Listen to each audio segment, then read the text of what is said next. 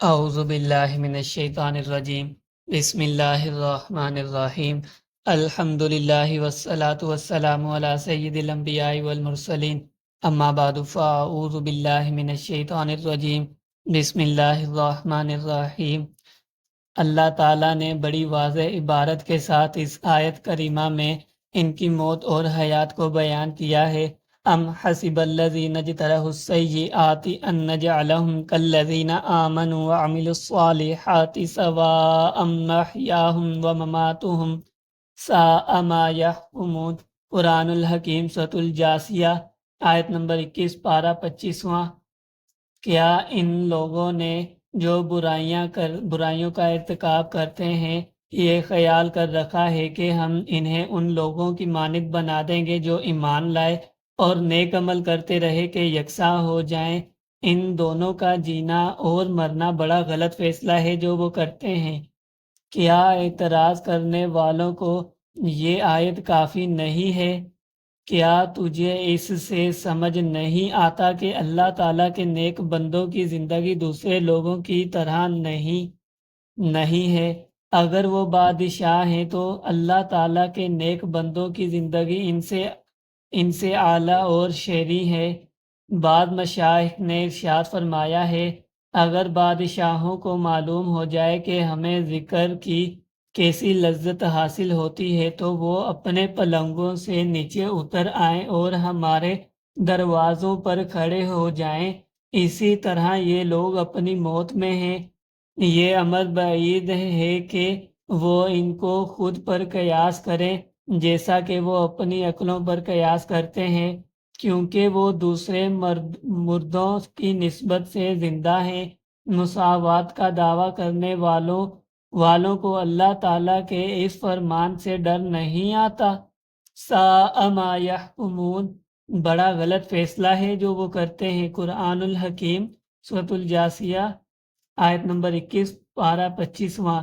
کیا وہ اس جہالت سے حیا نہیں کرتے؟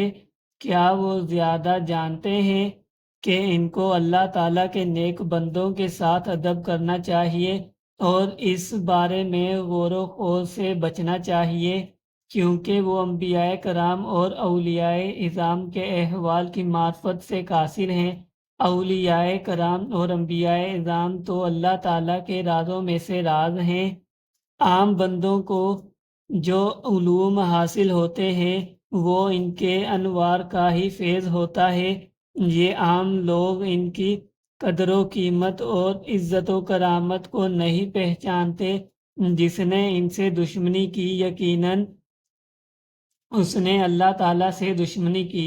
اگر یہ مخالفین اللہ تعالیٰ سے جنگ کی جرأت رکھتے ہیں تو ان کی میدان میں نکلنا چاہیے۔ ہم اللہ تعالیٰ کے غضب سے اس کی پناہ مانگتے ہیں۔ خلیفہ ہارون رشید کی بیوی زبیدہ خاتون حج کے دنوں میں اس کے ساتھ مکہ المکرمہ میں تھی۔ اس نے دیکھا کہ ایک شخص چل رہا ہے، اس کے پیچھے ایک جم غفیر بھاگ رہا ہے۔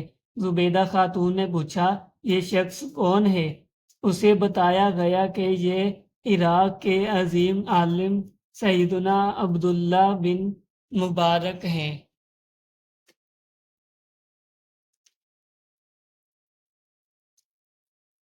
زبیدہ خاتون نے کہا بادشاہی تو یہ ہے، خلیفہ ہارون رشید کی کیا بادشاہی ہے؟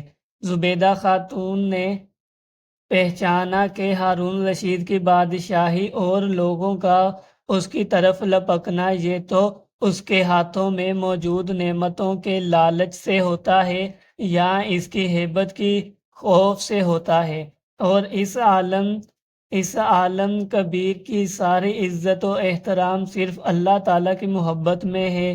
ان لوگوں کو اس نیک مرد سے صرف اللہ تعالیٰ کی رحمتوں کے آثار کا طمع ہے۔ اللہ تعالیٰ نے جو اپنے دوستوں کو آخرت میں ملنے والے انعامات کی خوشخبری دی ہے ان سے دل خوشی سے باغ باغ ہو رہے ہیں۔